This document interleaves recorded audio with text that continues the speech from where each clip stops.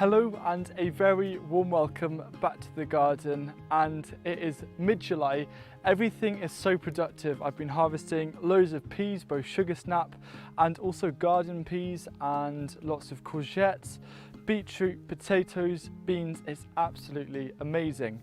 And I'm just here at one of the flower borders, just about to start cutting the first of the cosmos and also of the cornflower as kind of the first batch of cut flowers from the garden this year. And I'm growing a lot more because it's a great way to bring in some beneficial insects and just add a little bit more colour. And the reason why I'm doing this is because this year I've taken a completely different approach to growing food. Usually I'd create a garden plan, and that would then morph into a month-by-month planting plan, so I knew exactly what would be happening at any given stage and have a solid idea. But this year I decided to completely change that around and explore intuitive gardening. The big question is, what is intuitive gardening? Well, you can label it as no rules vegetable gardening, and rather than following a set garden planting plan, what you do instead is throw all of that out of the window and garden just based on what feels right. You know, what time of year is it?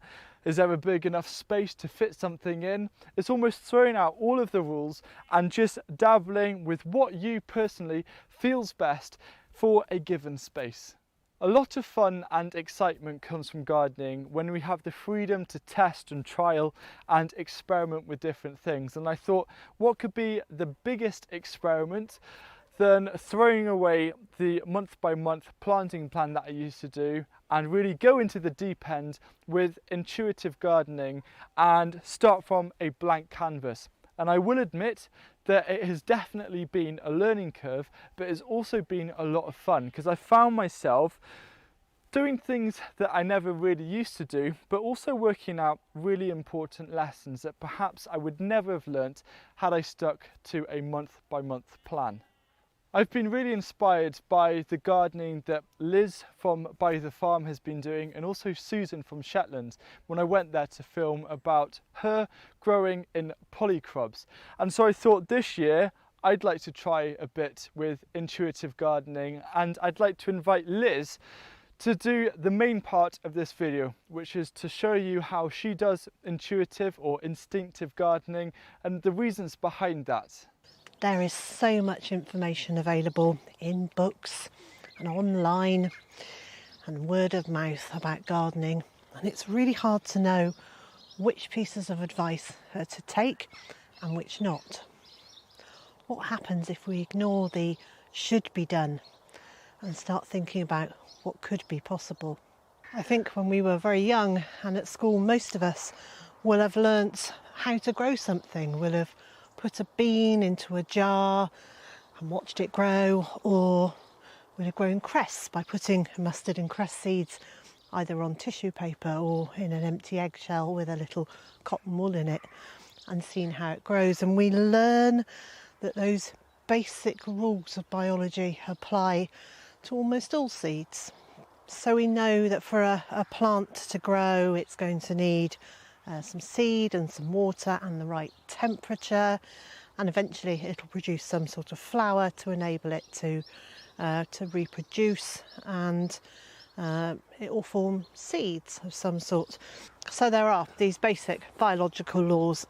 If we use those laws, if we learn them and understand them, all the other rules don't necessarily have to apply.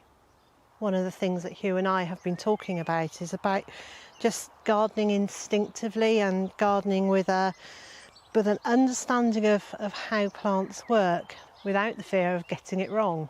If we give ourselves permission to experiment and to not be too rigid in following rules, all sorts of wonderful things might happen.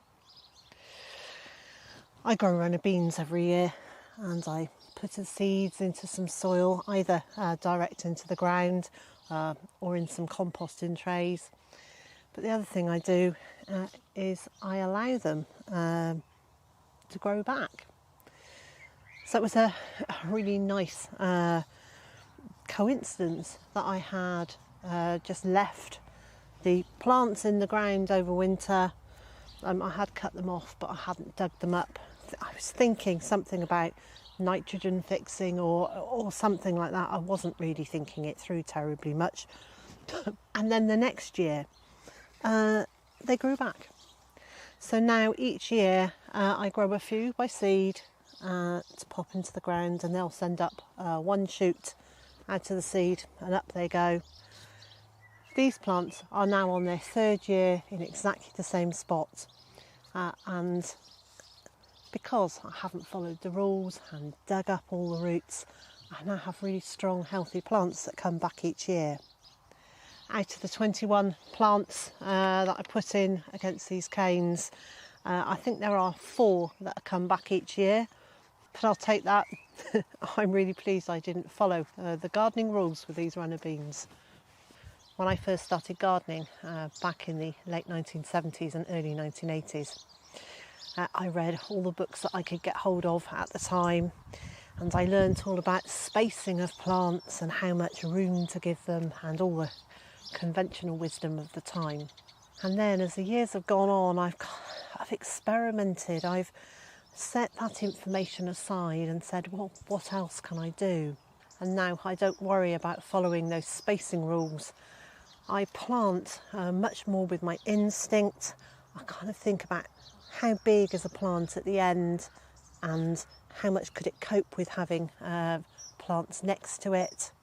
I'm not growing these plants to have the maximum yield and the biggest, shiniest, most uniform vegetables that there are. I'm feeding my family.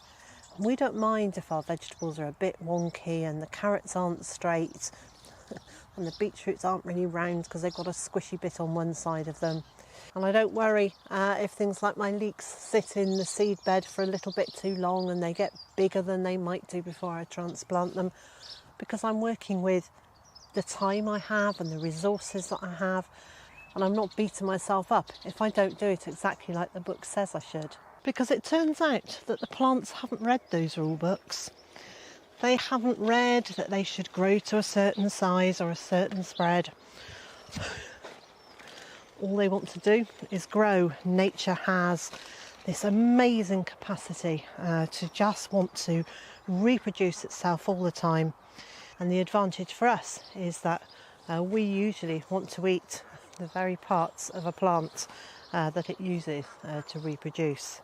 This lovely artichoke was planted completely in the wrong place. I put it in the ground and just off it's gone. And I know I often say that, but I really don't do an awful lot to the plants here. I let nature take its course and the plants to do their own thing, and I just celebrate if we manage to get some lovely food from it.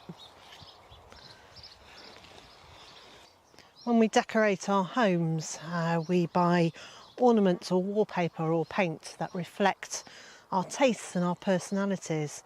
So why wouldn't we do the same in our garden? And there's such an amazing array of plants that we can choose from. The Angelica over there, which I love. I love its exuberance and its architectural, look at me. It's actually, the flowers are just these creamy green colour. It produces masses of seeds. And convention says I should be removing these seed heads and maybe just saving a few of the seeds and stopping it from spreading itself everywhere. But why would I do that when nature wouldn't? Now don't get me wrong, I do plant things in neat straight rows like these squashes, but I also know that I'm going to be interplanting them with some cosmos to change up the mix so there isn't just a monoculture here. I'll be putting some flowers in. I'm also going to put some late brassicas in here because I know that once these squashes have died down in the autumn and disappeared in the winter, that this space can be used for growing purple sprouting broccoli. I'm not just going to put some purple sprouting broccoli in here, I'm also going to add some perennial plants to the mix. So there will be some perennial kale and some perennial broccoli, and I might, I'm thinking about it, but I think I might add some more currant bushes in here, so that over time, when I've taken up the plastic, put a really good mulch layer over here, this will become part of our food forest. When I stopped thinking about the garden as separate compartments with fruit and vegetables on one side and ornamentals on another and a lawn somewhere else, things suddenly opened up. So these roses on each side of this arch are no longer just ornamentals. I harvest the hips for wine and for jelly. So these are now part of our productive garden.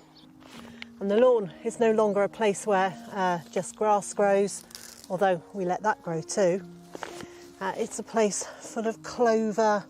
I leave the clover for the bees to forage from, and then we have a clover-infused honey.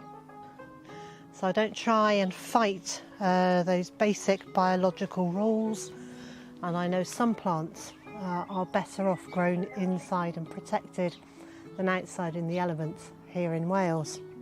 But with plants like tomatoes, I start off with the conventional wisdom of removing all the side shoots on indeterminate tomatoes, so those ones that just keep on growing. And once I've made sure that there is plenty of air circulating at the lower levels of the tomato plants, so that they're less prone to blight and fungal infections, in late summer I just let all the side shoots grow and just let the plants go wild, because once I've started harvesting from the plants, well, nature knows what she's doing. She wants to produce as many seeds as possible, and that's as many tomatoes as possible. What I'm really trying to say is that understand the biological laws, understand exactly what it is that plants need to grow healthily and to grow well, and then give yourself the permission and the freedom to experiment a little bit with exactly how you put those plants together, what you grow together. And all the time I'm learning new things. This year I learnt that growing alliums like onions and garlics with beans is not a good idea.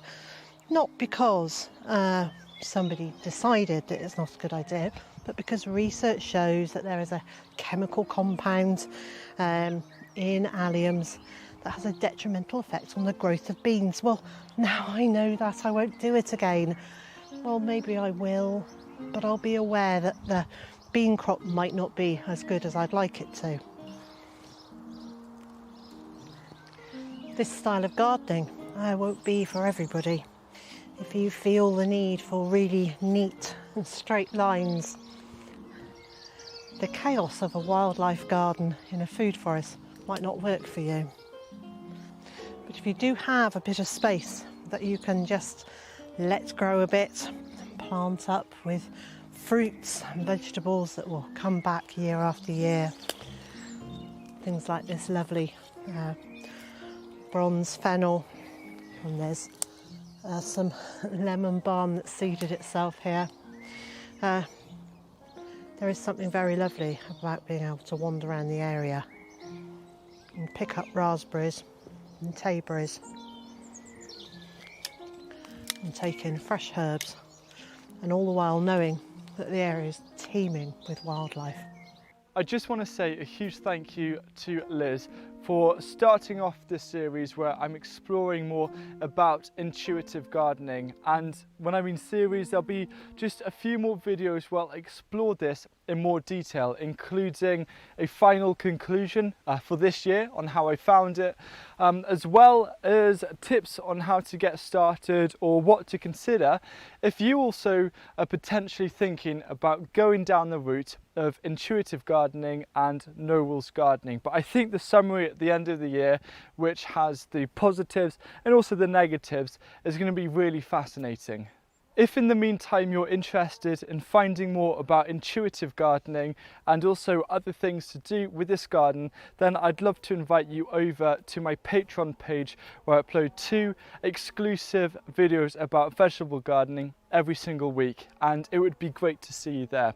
So thank you for watching, and don't forget to go over and say hello and subscribe to Liz if you haven't done so already, and I look forward to seeing you again soon.